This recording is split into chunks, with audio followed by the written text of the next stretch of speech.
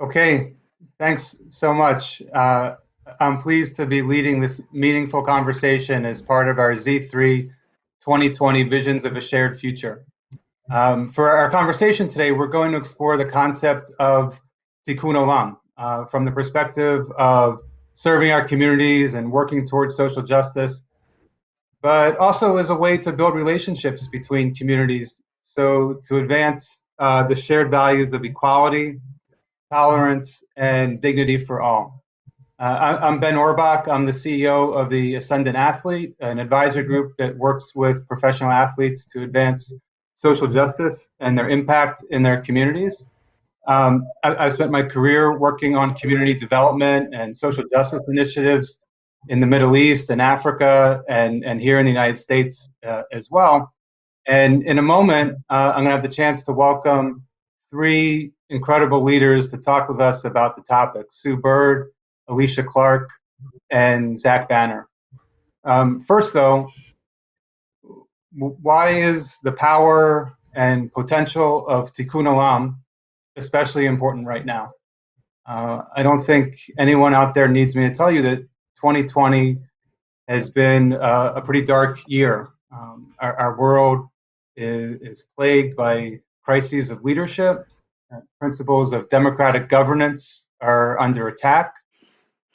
Increasing number of people feel comfortable rejecting science and facts, whether we're talking about the pandemic or climate change or something as basic as just counting votes. Unfortunately, we're divided and we think the worst of each other. So all that's to say that we're not putting this on professional athletes, and it's not professional athletes' job to save us from ourselves. But within this context, athletes can be leaders and role models, particularly for the hundreds, if not thousands of young people who are going to watch this discussion, not just because of their accomplishments on the field or on the court, but in showing us the importance of speaking up for the other and calling out social justice challenges that we find in our communities and building relationships across our different divides that are based on these shared values that we cherish. Sue, Alysha, and Zach are athletes and social justice advocates who have succeeded at the highest levels of their sport. And they've used their platforms to demonstrate the courage of their convictions, speaking out on issues like racial injustice, gender discrimination, anti-Semitism, and other issues and challenges related to hate and intolerance. Sue Bird is one of the greatest basketball players of all time. Among her many accomplishments, she's won 4 WNBA championships, 4 Olympic gold medals, 4 World Championship gold medals, 2 NCAA championships, and 5 EuroLeague championships. Alysha Clark is one of the best defensive players in the WNBA. She just won her second championship with the Seattle Storm with Sue. And she's won league championships in Israel, Poland, and France. And she was a member of the Israeli women's national team from 2015 to 2017.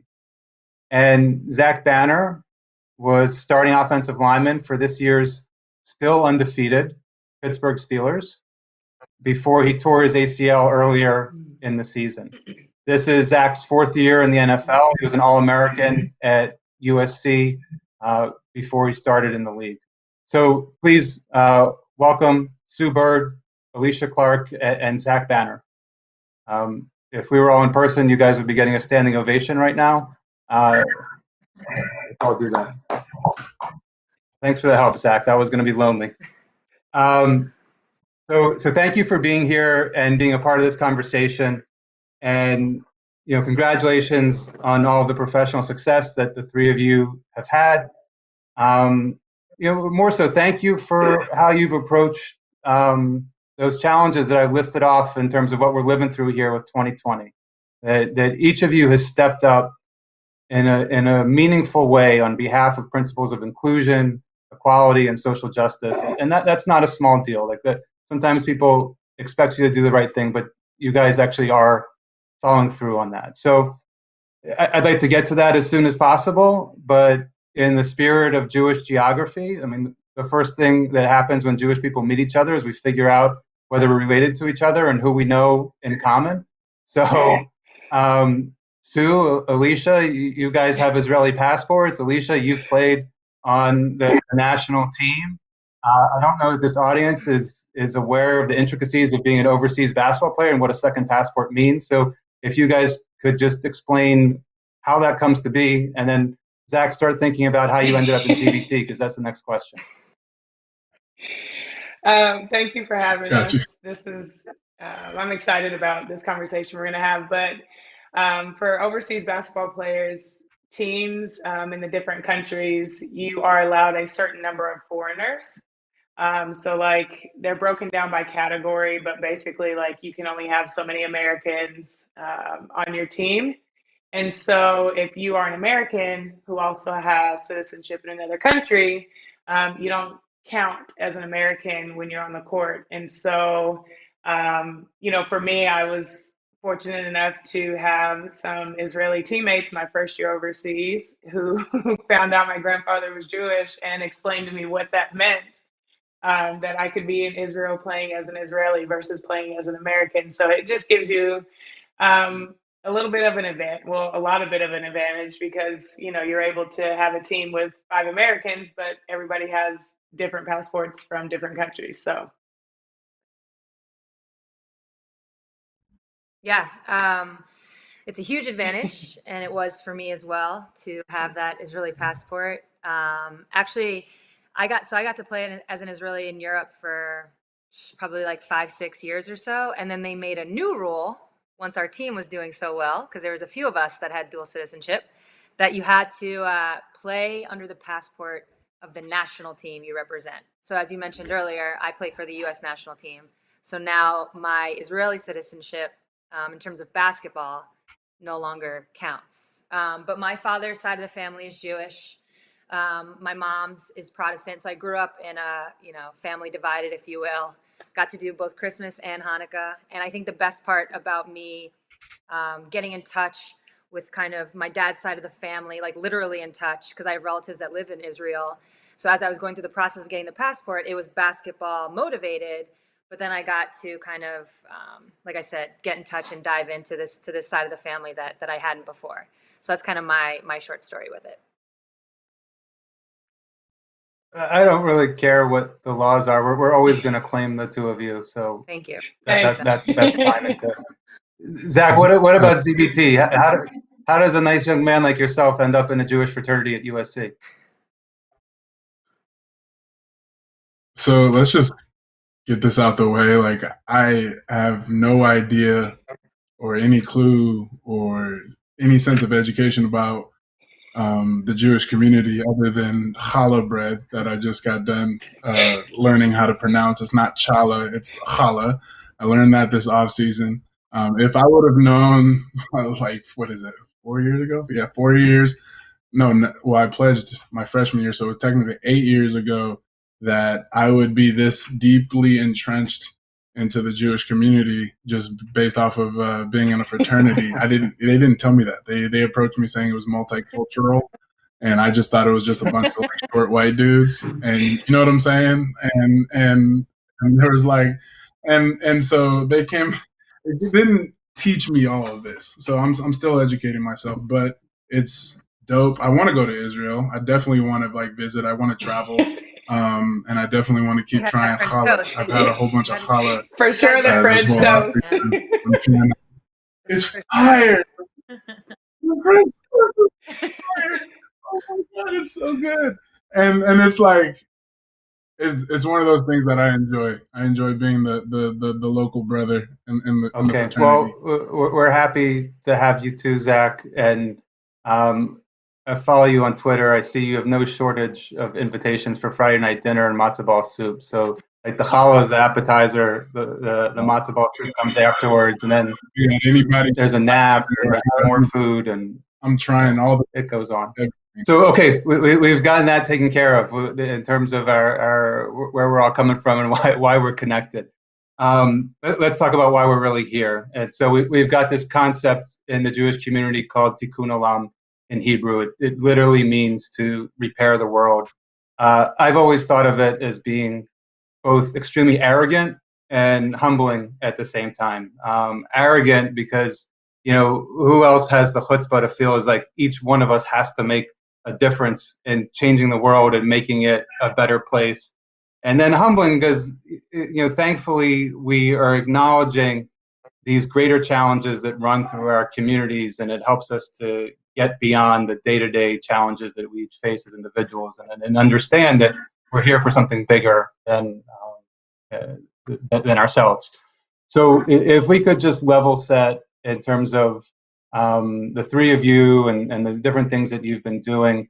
I thought, Sue, maybe could we start with you and share a little bit about the advocacy work that you do on LGBTQ plus issues and gender equity, and what motivated you to get involved with that. And then, Alysha, I wanted to ask you similarly about your work with Children's Hospital in Seattle, and what led you motivated to be with that. And then, Zach, you started your own foundation right after you were drafted, and if you could tell us a little bit about what led you to that, I think that'd be a great place to start.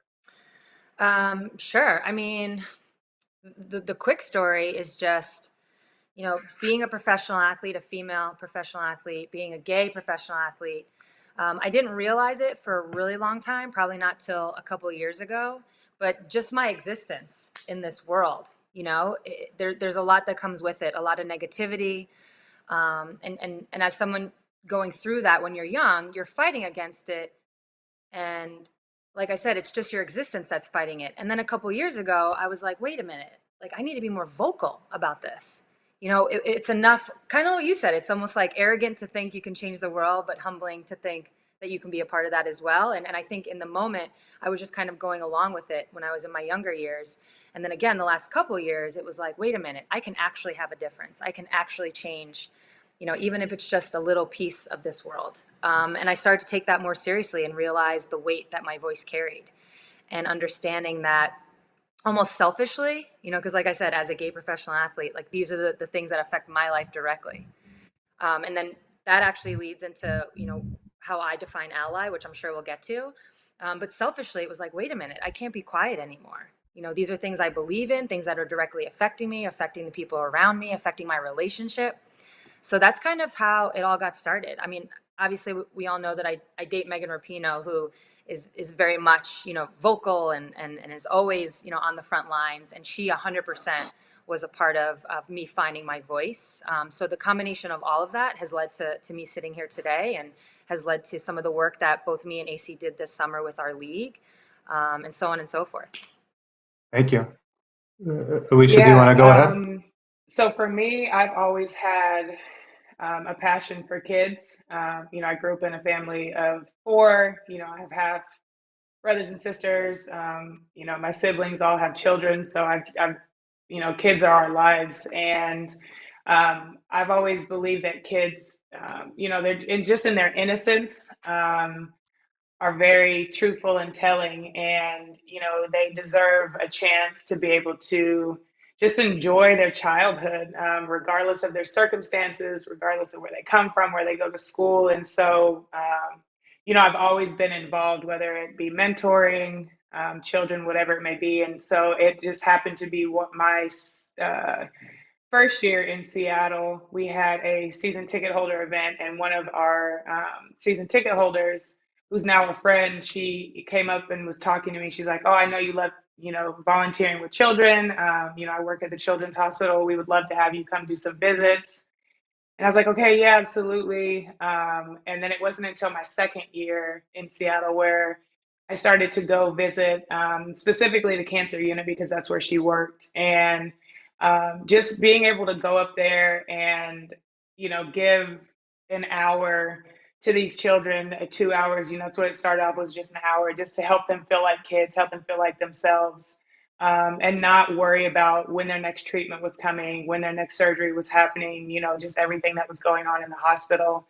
And that for me was life changing. And so I wanted to help as much as I could. And in conversations with, my friend that was a nurse there, with some of the staff at the hospital, finding out ways I could help, led me to start my toy drive, which is now, I just did my 6th year with it. And, it was literally spur of the moment. I went back to our team PR woman, and I was like, hey, I know it's last minute, but I would love to kind of to do a toy drive to help, get toys in the playroom for these kids. Because what a lot of people didn't know at the time was in the playroom, that's where all the toys are facilitated to the children in the hospital. So, when they're on the cancer unit, they're not allowed to leave their rooms because of immune issues. And so it started from there. And, I continued to go every year, and I didn't want to document it. As I was going, they were like, "Oh, we can take pictures and do this," and I was like, "That's not why I'm here. I'm here for the kids." And so the last couple of years is the first time I actually started documenting things, and because I wanted it to help with my toy drive and help gain exposure for that. Um, and I'm really, really proud of it, and everybody that's helped and over the years, and has made it such a success that it is. And it's really been life changing, and really been important for the hospital. So I'm happy that they've welcomed me in, and allowed me to be a part in helping these kids just feel like kids. Yeah, it's a great story. Thank you. Zach, what about you? What led you to start up your foundation? And my foundation, personally, it really just comes from kind of like just who I am. I had 373 community service hours.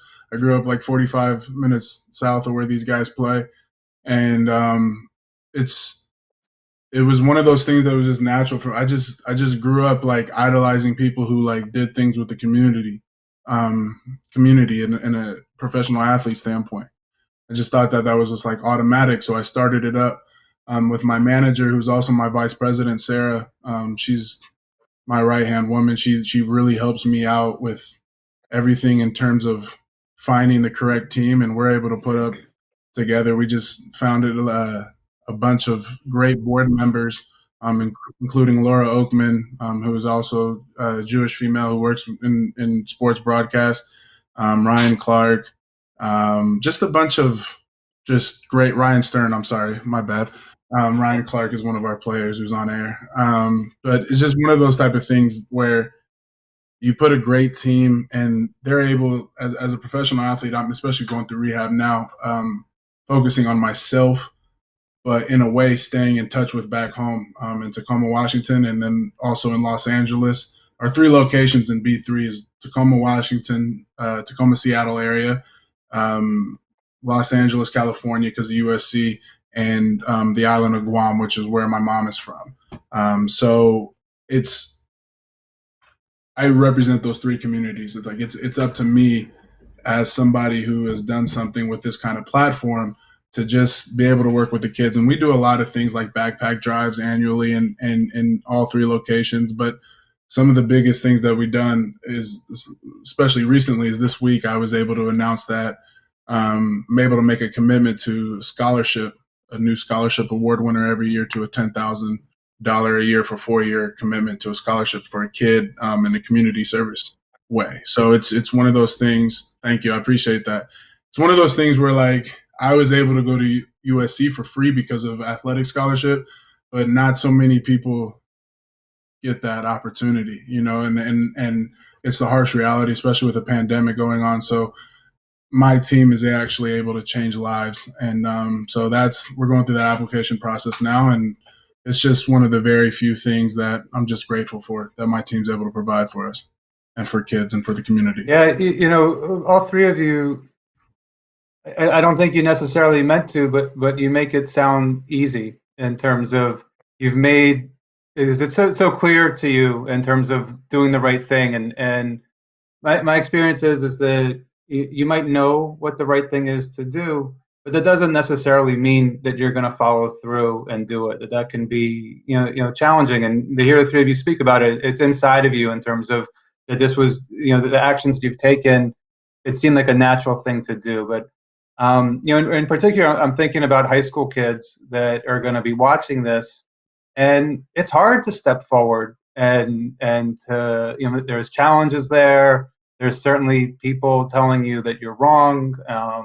And I guess I'd like for you to each to reflect on that a little bit. I mean, Alysha, for example, I mean, you've done so much, and Sue too. I should include both of you in this question. Really, what you guys did in the W and the bubble this year, so much in terms of speaking up on Breonna Taylor and justice for Breonna Taylor and the Say Her Name movement, and the things that you guys have done. And Zach, I know you're involved with as well in terms of voter education and trying to challenge those who are trying to take away the rights of others. And I guess from a personal perspective, can you reflect on, what was intimidating for you, or when you saw these challenges, like how did you overcome it in order to, follow through and I guess, in my opinion, do the right thing? Maybe others would not agree, but I don't think they're watching this.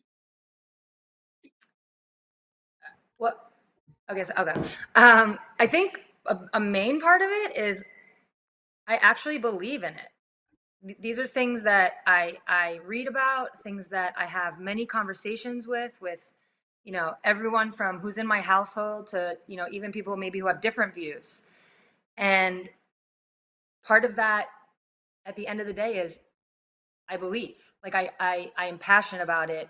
I firmly think the things that we stood for this summer in the WNBA have nothing to do with, opinions. It's fact. It's human life. It's equal rights. It's treating people the same. It's what we saw when we saw or heard the stories of Breonna Taylor and what we saw with George Floyd. I mean, these are facts. These are things, again, I believe. And I think the hardest part, well, actually, the easiest part is when you do believe in something and you do study up on it and you do become knowledgeable in these ways. It's easy to then, stand here and talk about it. It's easy then to have tough conversations because, like I said, that belief is real and it exists. I think the hard part, I laugh because I don't like being like a nag, like the annoying like person who's like poking at people. I don't necessarily love that. And I think there are times where you might be in a room, this like, hypothetical, theoretical room where you're constantly the one being like, but, Black people are being killed by cops, and like, you're constantly being the one that has to be like, eh. So that's where I kind of struggle, not necessarily on that topic. That topic's easy. Those are the times where I have a hard time when like I feel like I'm constantly the one, like I said, raising my hand to be like, well, actually, women don't get paid enough. Or, well, actually, the real problem is this. And, we all have to deal with trolls on the internet. My best advice there is just to ignore it. They would never say it to your face. So you want to just, you want to put value in conversations that happen face to face as well. But at the end of the day, like I said, I think it's about believing, truly believing in what's right. Yeah. And Alysha, do you want to add in on that one?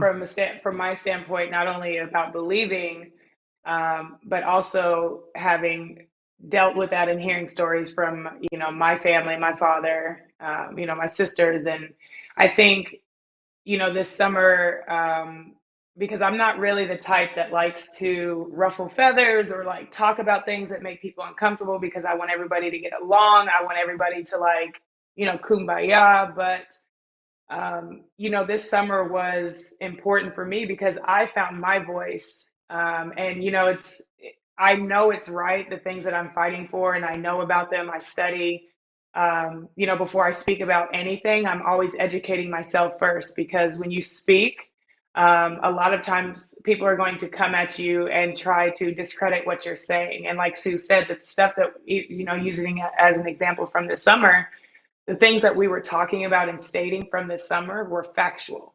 So you couldn't negate that. You couldn't say, oh, no, that's not happening. Well, actually, yes, it is. Here it is right here. Here are the numbers. Here are the statistics from everything. Yes, it is happening. I can tell you because it's happened to my father. I can tell you because it's happened to me. And so for me, it's about trusting what pulls at your heart. And when you know that something is tugging at your heart, when you know that, you should listen to it and follow that. And that's what I did this summer. The things that I was speaking about, are things that matter to me.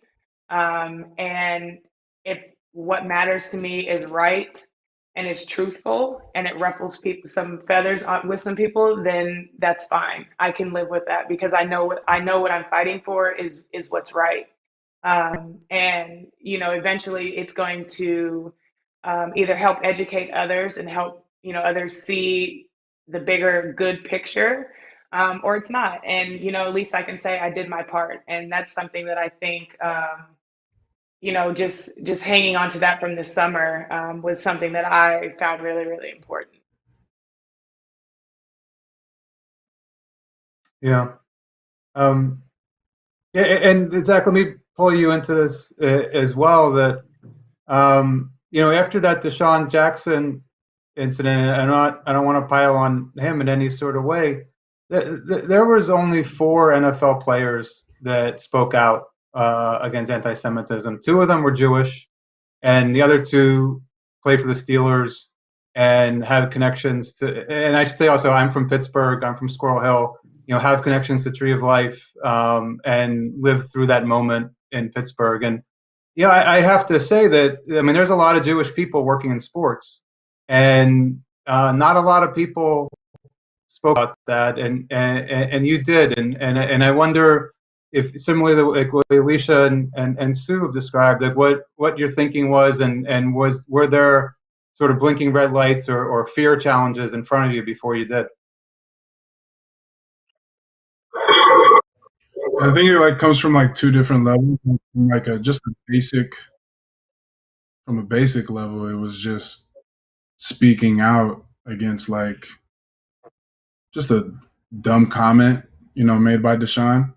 It was more of let's not pick on another minority group to try to elevate ourselves, and try to make ourselves look good and bring ourselves up. And that's, stepping on another group's back to get there is not the way we need to do it. But from a deeper level, it's just, it comes from my experiences as a Black and brown man in the United States, and having friends who have been shot and killed due to gangs and violence, but also especially against those who are supposed to protect and serve us. These guys have been advocating during their season, and so have we. And to a deeper level, fast forward to 24 years old, when the synagogue, Tree of Life synagogue, got shot up. That was deep. That was on game day, or not the night before a game. That was one of the, those moments where were you during 9/11? I'll always remember being at the team hotel, hearing about that, wondering why there was helicopters in the air, and that sense of violence. So that sense to bring it all together, it's hate.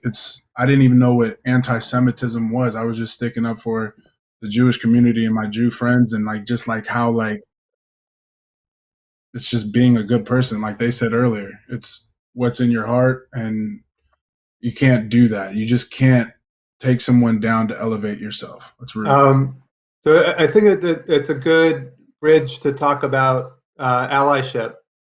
And look, because of the nature of anti-Semitism in Jewish history, I feel comfortable saying from firsthand experience that there's a lot of Jewish people I've met over the course of my life at current events through a lens of anti-Semitism, and what I mean by that is that can lead you to be a little bit insular, a little bit protective, and to not necessarily look at things in an empathetic way, because we're worried about, well, when's this going to come around to me, and the hate and the discrimination it's around the corner. I can also say that I've had enough experiences in other communities where I don't think that that's something special to Jewish communities, that other people think this way as well, that I have to guard myself. I don't necessarily have the bandwidth to look out for others and to help others, and it's an effort for some.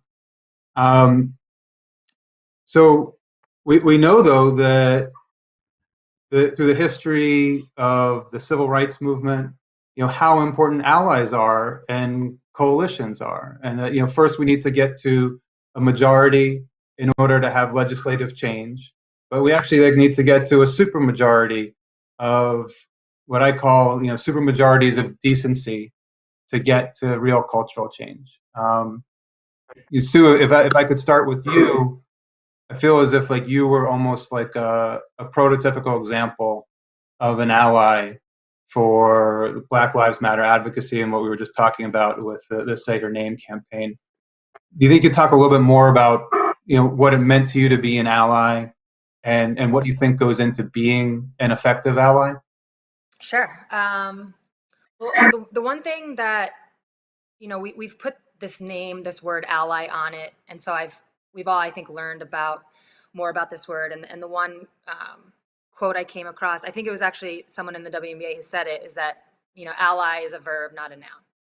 And that really stuck with me, and all that means is, I think it became popular to say you're an ally. But what did that actually mean? And for me, being gay is not the same as being Black, so I'm not trying to make that comparison. But what I can take from being a gay person and seeing a straight person like stick up for me and what that makes me feel like, I think there's similarities there on just how it feels, you know? And so as a white person, being able to speak up for Black people, and we'll get to like what it means. I just felt like that there's meaning there because I know what it felt like when a straight person stuck up for me. So there's something there that I've actually felt where I was like, okay.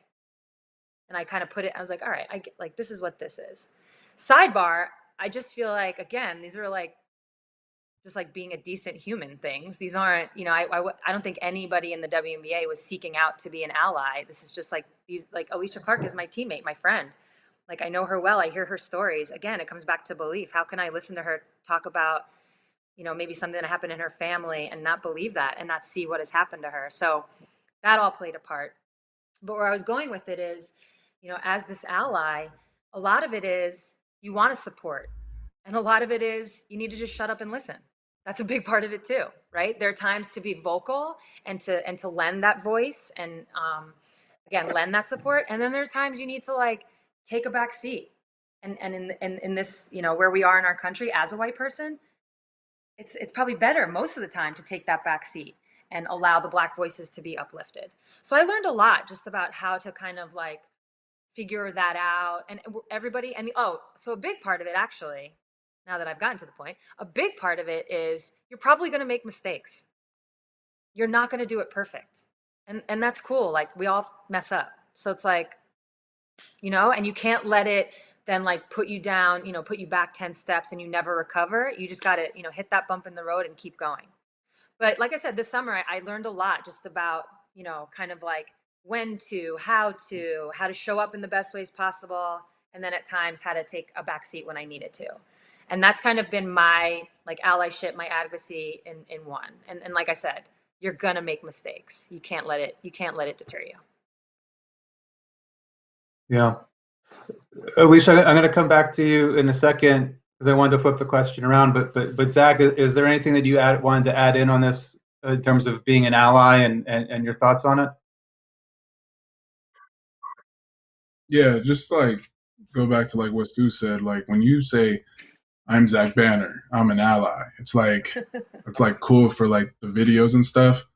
Like it's cool for like advertisements and like commercials, but like really it just comes down to like just understanding your platform and what it means that somebody from your platform is even doing it. Like for Sue to identify being a white basketball player, but just a white person in general, speaking up for people like myself, Black and brown, that's identifying her platform.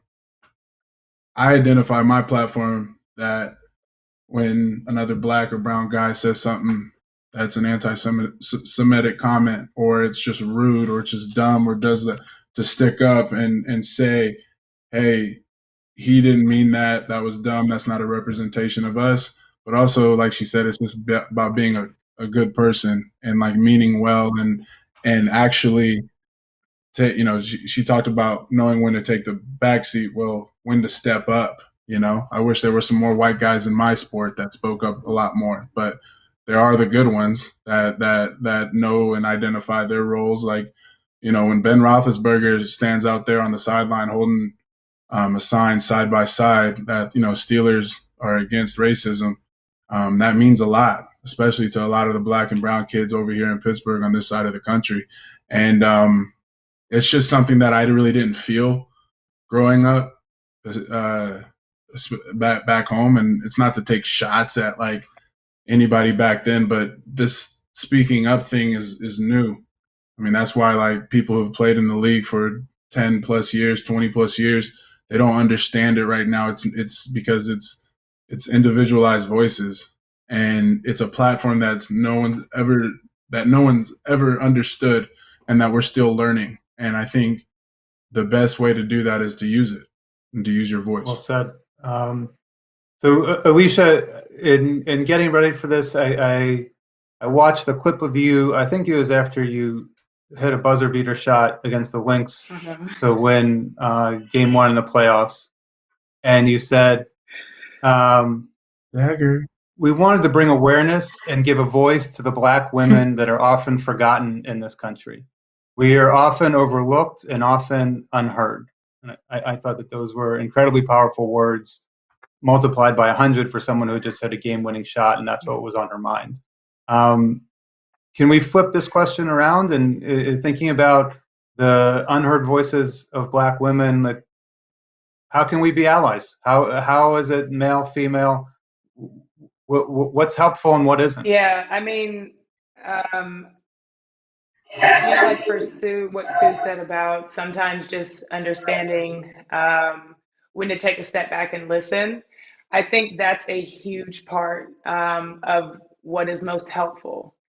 Because a lot of times as an ally, like you mean well and you want to help and you want, you're ready and you're excited to be able to lend a voice and lend a helping hand in these situations. But at the same time, you've never experienced the things that we've had to go through as Black women in this country. So I think, a big part of being an ally, one of the most helpful ways is to be open to listening, open to learning, to educating yourself.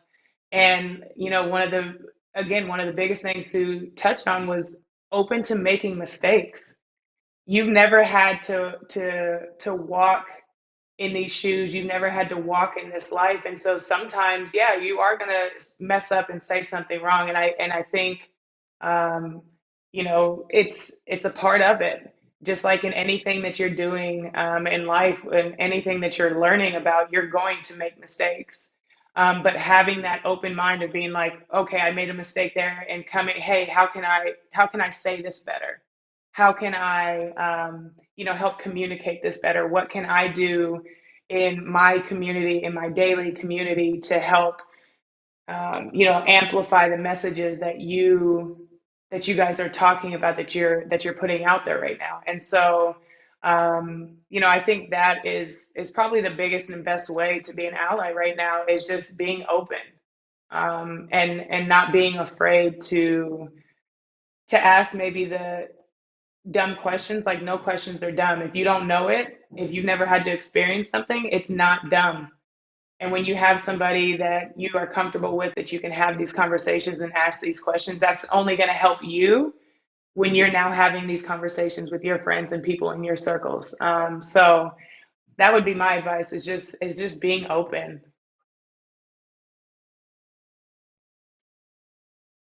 I think that's good advice. I want to see if we can get 2 more questions in before our time's up. And the first question, obviously the 3 of you are people who we consider role models, and that our audience, certainly looks up to. I look up to you in terms of the courage that you have and the things that you've said and done. But I'd love to know who you guys look up to.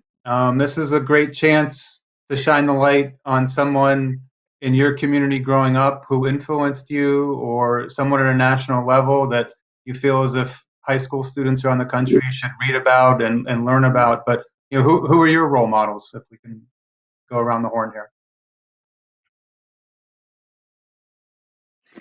I mean, I feel lucky that Someone. yeah, I feel lucky, like a bunch of people just like flew into my head. So both like directly I know them, and then indirectly I don't. So I'm gonna try to make it short. I'm really lucky to be with Megan because it's somebody who I learned so much from, who inspires me so much in this way, and who's my role model. I'm not just saying this because she's on the call, but AC as well. By the way, AC is Alysha Clark. Alysha Clark is AC. So if I've been saying AC, that's how I'm.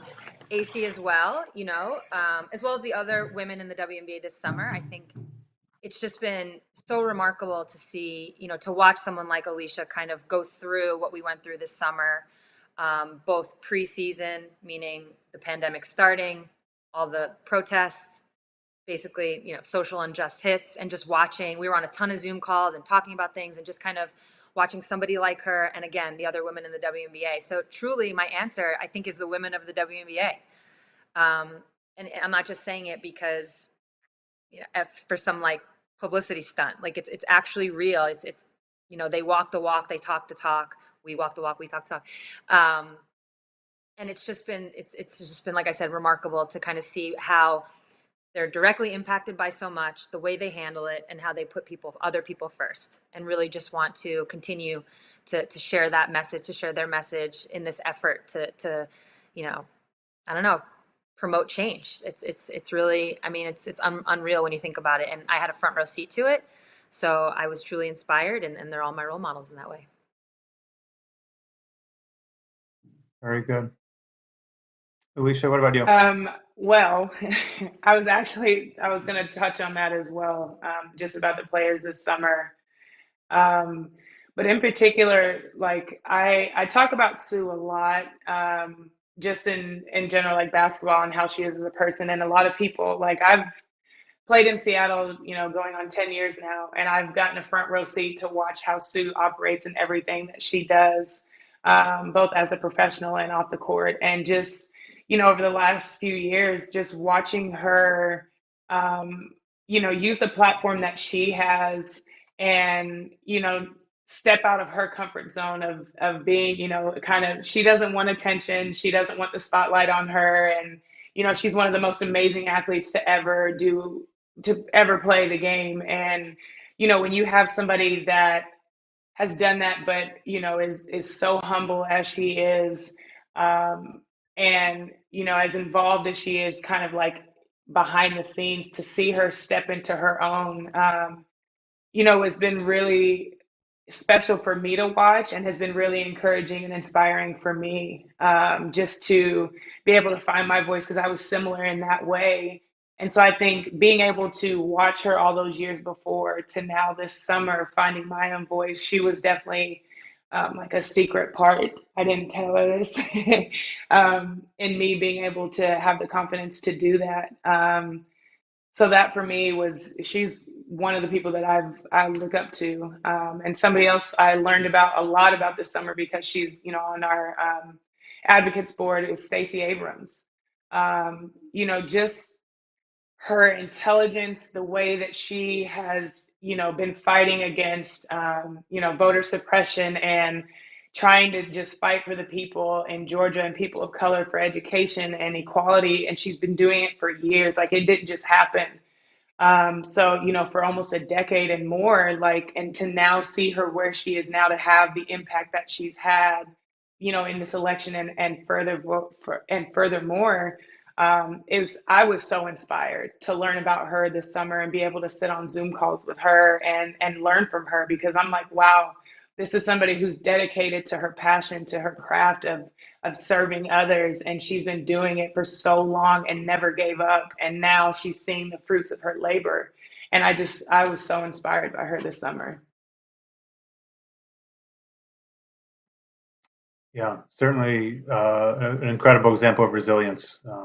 That's for sure. Zach, what about you? We're running short on time, but we have to hear from you in terms of someone you look up to. I'll be quick. I'll be quick. It's like from a past standpoint, inspiration. Like I said, I grew up with this mindset of like, what an athlete is supposed to do. And an athlete, especially professional athletes, like, guys like Muhammad Ali, Kareem Abdul-Jabbar, those who have also been dominant at their sports, but have also spoken up and represented a lot of people who are not represented in this world outside of sports and entertainment. So it's hard to have a voice, especially a political one that can help make change. And men and women like them have understood that. So I had the Ali poster next to my Swoops and Bird poster, also growing up, and like just a slight shout out right there to the hometown heroes. And when it comes down to a present standpoint, being in the league, inspiration, local athletes, like just like they said, the entire WNBA and the NBA actually in a public stamp, we get booze for putting certain stickers on our helmets, so it's a lot harder in our sport right now from a player to owner standpoint. The ownership is they're backing us a lot in the NFL, which is dope, and I think that's what made such a loud, turnaround this year in terms of athletes' voices and the players' voices, especially in the NFL. And the players and coaches are getting voices out that have not represented our sport consistently for a very, very long time. So it feels amazing to brighten people's faces, even through phone because of the pandemic and everything, and through social media. You still see how you're able to change people's lives by inspiring, but also making change by using your platform. So it's just like we've been saying this whole time. It's just all about being a good person. Yeah, I think that's a great way to finish up. So let me say two things. One, first, thank you, Sue, Alysha, and Zach for this conversation and for being examples in terms of this concept of Tikkun Olam, community service and making our world a better place. And second, I want to just underline the point for our audience of students that are watching this, that you don't have to be a professional athlete to make a difference. That Sue, Alysha, and Zach all have these large platforms, but you heard what they said, and that they're doing these things because they are leaders and they care and they believe in social justice, and it's just their platform enables them to say it louder. But for all of you that are watching, that Tikkun Olam, the betterment of our communities, the advancement of social justice, it's actually up to you and what you're going to do for us to get to these places. And it's your actions and attitudes that are going to make a difference, and that if we prioritize these values of equality and dignity, that's not just going to help us build better relationships inside of our Jewish world, but that's going to build relationships to different communities, because those are values that we cherish, but they're not exclusive to us. I mean, what you heard today is that we hold these values across the board, and that's what's going to bring us together. So thank you again to the three of you. This was a great conversation, and this is going to air in a couple weeks. So happy Hanukkah, Merry Christmas, Happy Holidays. Please be safe. Take care. Please continue to wear a mask. Thank you. Thank you. Thank you.